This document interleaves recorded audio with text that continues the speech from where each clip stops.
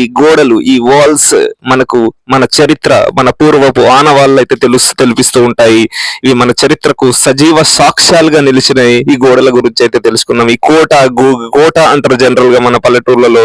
చాలా ఊర్లలో ఇలాంటి కోటలు భారీ నిర్మాణాలు, చాలా పెద్ద గోడలతోటి, రా స్ట్రక్చర్స్ తోటి, సాయిల్ అండ్ క్లే కాంబినేషన్లనే ఇవి కట్టున్నాయి. పూర్వకాలంలో ఇవి సామంత రాజులు, నిజాం రాజు కింద ఉన్నటువంటి తెలంగాణ ప్రాంతంలో ఉండేటువంటి కోటలు మన చరిత్రను తెలియజేస్తూ ఉంటాయి.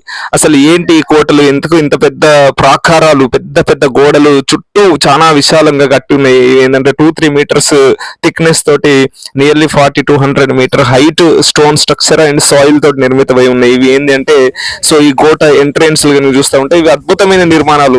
ఓల్డెన్ టెక్నాలజీలోనే ఇంత అద్భుతమైన మన ఇండియన్ హెరిటేజ్ చూస్తూ ఉంటే, గుడిలు కానీ ఇలాంటి స్ట్రక్చర్స్ చూస్తూ ఉంటే ఆశ్చర్యపోవాల్సిందే, సర్ప్రైజింగ్ ఉంటాయి ఇవి.